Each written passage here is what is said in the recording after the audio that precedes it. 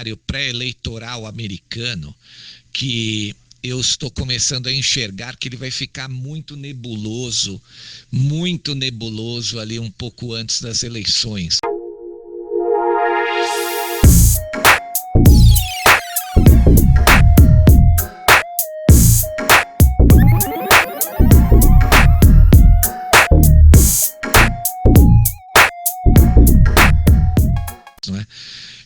Mas não é nebuloso que eu desconfie da capacidade, da popularidade do Donald Trump. Não, muito pelo contrário. Eu tenho tanta fé e eu acredito tanto na capacidade do Trump em vencer as eleições de maneira folgada, porque ele é muito mais popular do que aquele palhaço dos democratas, o tal do Joe Biden, que é exatamente devido a isso que eu enxergo essa nebulosidade artificial sendo fabricada pela nova ordem mundial, pelo senhor Soros ali que está tentando colocar areia, não é? Então vamos lá, vamos analisar de que maneira isso poderá, né, se tornar nebuloso. Então hoje a gente já está vendo notícias aí na mídia que eles estão dizendo que a Flórida é o novo epicentro do coronavírus na América, não é? E nós sabemos que na Flórida o Donald Trump venceu nas últimas eleições, é um reduto hoje republicano, é um reduto do Trump. Então, o que se desenha logo mais ali na frente, num futuro a curtíssimo prazo, é que a mídia globalista e a própria nova ordem mundial, eles vão criar muitas dificuldades para os eleitores dos estados que são majoritariamente republicanos ali, que estão com o Donald Trump e que vão dar todos os delegados desses estados ao Trump. Então, quando eles começam a dizer assim, a Flórida é o novo epicentro do coronavírus, eu começo a entender que na América, talvez um pouco antes das eleições ali, uma semana antes das eleições, eles vão tentar manipular, não é?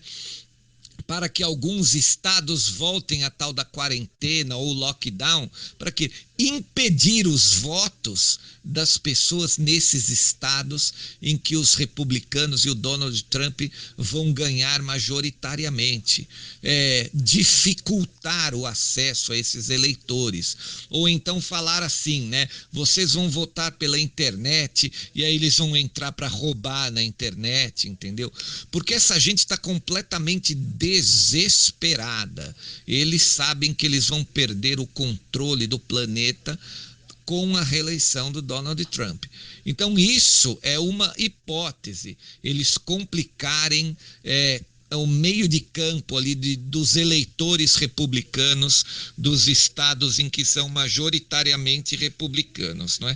Outra possibilidade, outra coisa que eu enxerguei agora, mas isso eu já enxergo uma vantagem para o Donald Trump, que é o seguinte, a nova ordem mundial, com esse negócio de terem ressuscitado a tal da guerra racial, eles queriam aproveitar isso aí para quê? Para desmoralizar o governo, desmoralizar o Trump, desmoralizar os militares, né, os policiais que estavam ali combatendo todos esses fascistas de merda nas ruas, né, que eles se julgam antifascistas, mas eles são os verdadeiros fascistas, estão lá na América ateando fogo em tudo, quebrando monumentos, não é? Nós ouvimos também ali pelo áudio do Corey Goode que eles estão tentando, eles vão causar terrorismo, eles têm uma lista de pessoas que eles querem atacar e assassinar, eles estão atacando monumentos e prédios públicos, né? Tudo com aquela desculpa esfarrapada da liberdade, né? Pondo a culpa no governo. Só que é o seguinte, eu senti agora que talvez eles não capitalizem esses votos, porque eu percebi que o que pode ser uma jogada do Partido Republicano ou até da Aliança para facilitar as coisas para o Trump, que é a candidatura do rapper lá do Kanye West. porque apesar do Kanye West ser um apoiador do Donald Trump, e ele agora confirmou que ele vai para uma candidatura independente, não é? Pelo menos é o que ele vem dizendo essa semana, que ele vai se candidatar a presidente dos Estados Unidos da América. Isso significa que ele vai captar muitos dos votos dessas comunidades negras, de todo esse pessoal aí, que os democratas queriam garfar os votos, né? E para isso eles ressuscitaram a guerra racial. E isso vai complicar um pouco o lado para o Biden, porque o Kanye West, com certeza, por ser um rapper, por falar a linguagem do pessoal ali, né? Dos americanos que vivem nesse meio tal, ele vai captar, ele vai conseguir os votos de muitas dessas pessoas que originalmente o Partido Democrata queria para o Biden. Isso vai complicar um pouco para o Biden. Então é o seguinte, né? Nós percebemos ali os dois lados tentando jogar com as eleições, até porque nós sabemos que essas eleições são as mais importantes da história da humanidade, não é? Essas eleições vão definir o caminho que o mundo vai seguir. Se o mundo seguirá livre, né? Se o mundo vai para um modelo mais, digamos, democrático, com menos peso desses cartéis financeiros, ou se a humanidade será realmente escravizada pelo fato desses caras ganharem e vencerem as eleições, o que eu duvido, por várias coisas que eu tenho falado. Depois a gente vai incluir um pouco de mística também, um pouco de teorias bíblicas no meio e tal. Eu confio que os militares e o Donald Trump vão vencer essas eleições e o mundo vai ser libertado dessa raça espúria que são essas pessoas aí da nova ordem mundial, dos cartéis financeiros, né? Mas então, esse áudio é para mostrar aí para vocês que eu percebi ali, eu estou tentando enxergar um pouco ali na frente, e eu percebi que o aparelhamento, né, americano, eles vão dificultar as coisas nas eleições, principalmente nos estados em que são majoritariamente republicanos ali, e em que as pessoas vão dar o seu voto majoritário ao Donald Trump.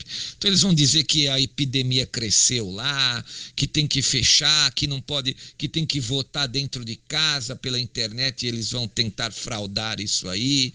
Eles vão criar N dificuldades. Eu fico imaginando que os militares americanos, eles já devem estar pensando nesse tipo de coisa, né? Que o inimigo vai fazer para tentar fraudar as eleições e complicar todo esse meio do campo.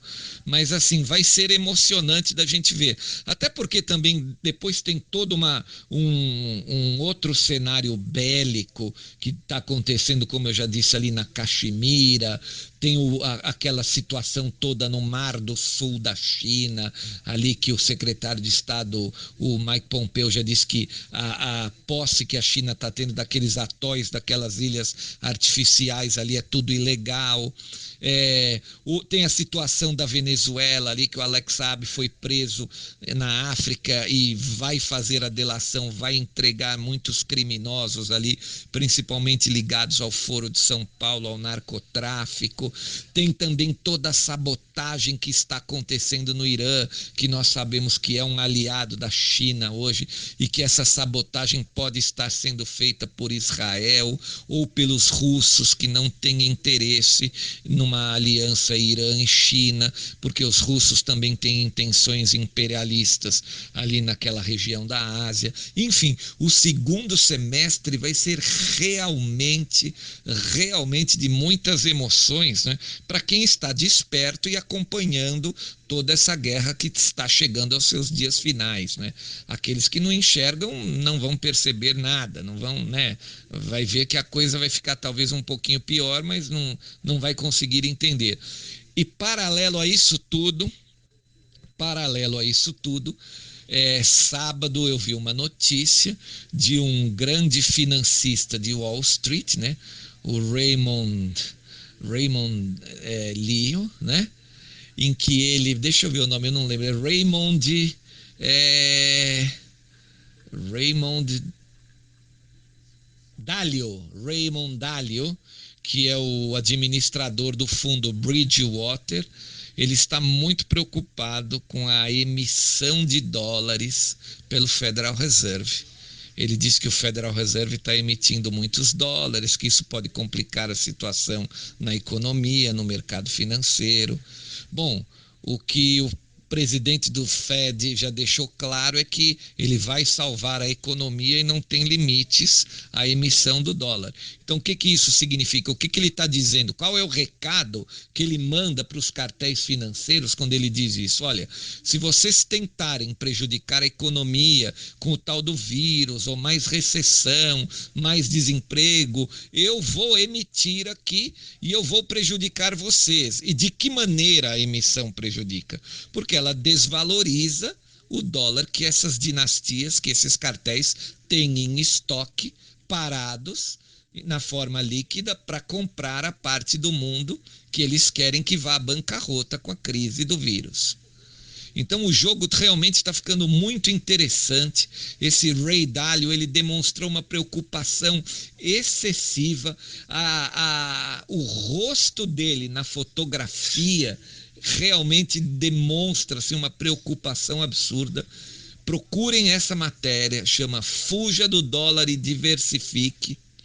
Então ele está com uma expressão, né, apavorada e, bom, traduzindo, né, o segundo semestre vai ser realmente de muitas emoções, à lá Roberto Carlos.